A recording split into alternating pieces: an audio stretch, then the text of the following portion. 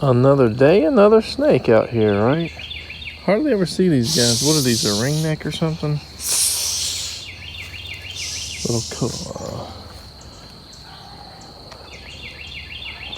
Look at that beautiful orange belly. May not be able to get it in focus here because he's moving. Can't hardly get him in focus, he's so tiny. So we put some Podocarpus pine on this raised bed that we were kind of extending out here from the Meyer lemon bed. And we got the little seedling there that like flowered on the first year, which was very strange. Experimental here. Let's see if it flowers next year. And then we're expanding this guy here to the blood orange. But if you remember, we're making this higher. So we're gonna kind of do the totem, the pine totem like we did over there to expand this area higher because the blood orange pot is way bigger. So we need it higher up. Tons of this Podocarpus pine for raised beds or for burning, for whatever, you know, for creating potash, whatever we want to do. So we're definitely going to utilize this in our raised beds. To build these raised beds, you always have little crooks and nannies or whatever, you know, little areas where you can just add a little bit of dirt and put you some seeds or small like minor plants, just like we did with these like bush beans or wax beans here. Probably should thin them, but I'm not too worried about it. We're not taking this seriously. Like we did with these perennial peanuts, we just created a bunch of dirt here for a little papaya, then we put a perennial peanut here. We could always put something else here, put some seeds and small plants. Every little crevice, you know, you can add something. It's time to repot this Sally Holmes rose. Even though it's got a long bucket, it might need something a little bit wider to expand its roots a little bit better before we're probably going to plant this out this season. So just something to hold it for a month or two. Just going to put a little bit of our magic soil there full of like fungi and maybe some earthworms and stuff to kind of give it a little boost. There it is. Let's go ahead and bottom water it one more time and see what happens. This guy should be ready to plant. Don't have too many of these small pots left, but I'm going to try to separate some of the Sabara jaboticabas and put them in pots individually. Now, I don't have labels, so I'm not going to try to get the red hybrids. And the red hybrids are a little more cold sensitive, so it's going to be easier this season if we have a last minute frost to just rush them into the house in like 3 pots versus like 20 or 30. So, and again, I don't have 30 pots anyway. I got like 5 here. Probably have a few more small pots as time goes on. These guys have a huge root system here. Check that out. Maybe these small pots aren't the best thing for them. I'm gonna bottom soak these guys here. We got 1, 2, 3, 4, 5, 6. And see if they can survive the transplant stress, because that's a lot of pressure on the roots, possibly breaking some of the roots. I did not know. I've never done jaboticabas before. I did not know they had such a deep root system. So maybe next round we'll get everything. We'll loosen the dirt everywhere before we pull the roots out. You know, so we're transplanting the whole pot of plants to containers. But I guess we get to see how tough these guys are. If they all die, then we'll know we got to be very we got to finesse them out, you know, and do better next time. If they're tough and they're okay, then I'll be a little bit less careful. A little bit more rainwater here where we're bottom sinking everything so that they all get a good drenching, I guess. Tomatoes that we have left that we have not planted yet are not happy in the sun, so we will give them a nice spray, and now we're putting them in the shade here so they snap out of it. But here's one of Natalie's roses. It's like a purple. Just started blooming again. I forget what this is called or where we got it from. We got some back to the roots. And these aren't peat pots. They look like peat pots, but these are actually made out of trees. So I guess they dissolve or compost down, and even though there's no like noticeable holes in there, you plant the seed into this pot and it grows a little bit, and you plant it directly into the ground or another pot, and it's supposed to do okay. I'm going to start some more okra, and maybe we'll use the rest of our carrot seeds just in a few of these, or maybe not the rest of them. Maybe we'll just use a handful. Just using our local compost from the nursery or garden soil.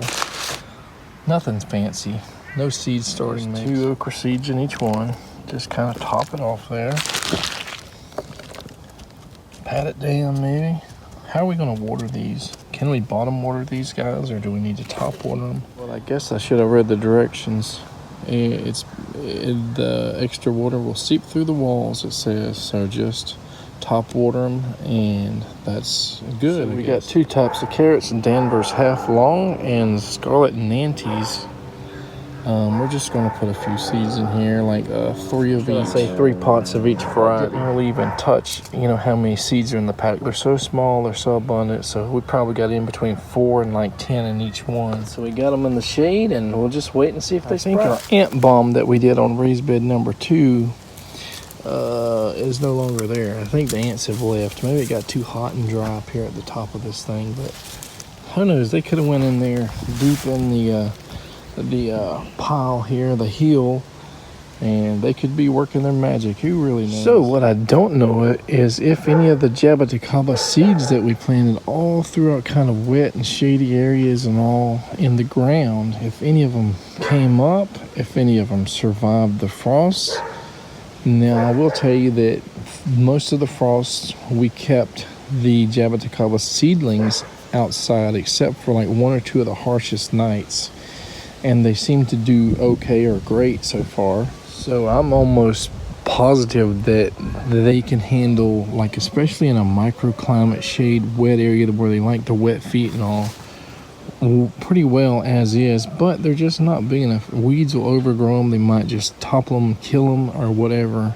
So we need to get some more growth on them. Maybe 18 inches, maybe 24 inches. I'm not sure how fast they grow though. Sometimes I struggle to find this ponytail palm, but it's survived at least, I think, 2 winters here.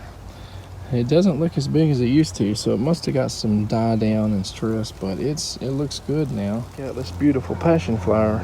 This is the one that I guess was crossed with Lady Margaret or a variety of other passion flowers we had. We never bought one that looked quite like this, so it's been popping up for the last 3 or 4 years. Kids, the baby has 3 minutes head start. Go, Jonathan, go find eggs. It looks like he ain't gonna do it. I want to. Go, Jonathan, go find your eggs. You got 3 minutes. You don't want the eggs? They might have candy in them. If you find the gold egg, you might get a special surprise. Yeah, or candy. Go find the eggs. Find the eggs. Go find the eggs. No, not you, Charlie. Not you, JJ. Let the baby see if he can find at least one on his own. An egg? All right, help the baby find an egg. All right, give it to the baby. Charlie, don't show all the eggs.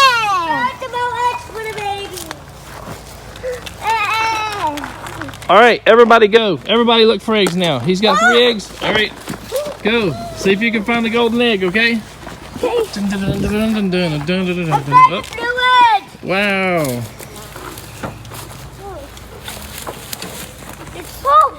found the golden egg. Oh my gosh, you already found the golden egg? I did, yay. Yeah, that was a little sin. You found the blue one? All right, keep looking, kids. Keep looking. Find the eggs. Find the eggs. Where they at? Where are they at? Oh, that's in your basket. Found the blue one? Oh. Keep looking, JJ. Run, run. Don't let Charlie get all the eggs. Come on. Don't go past that line. There's nothing back there, the Easter Bunny said. All right, you found another one? What is it? Is it a green egg? Green egg. All right, Jonathan, come on. Let's go find another egg. Me too. Charlie, go. Oh, there's one. Damn. All right, Jonathan. Look, Jonathan. Hey, is that the yellow egg? Oh, baby found it. He found one on his own, a blue one. Woohoo! Jonathan found one on his own. Didn't have anybody's help. Woohoo! What color is it?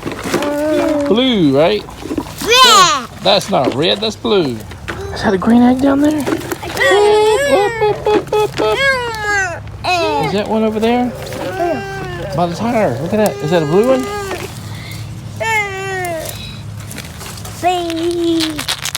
I already found one in the woods. You found one? Yeah, in the woods.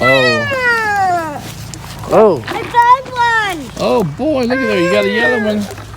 You better keep looking. There might be more over there. JJ's about that one. Hey, huh? A purple one.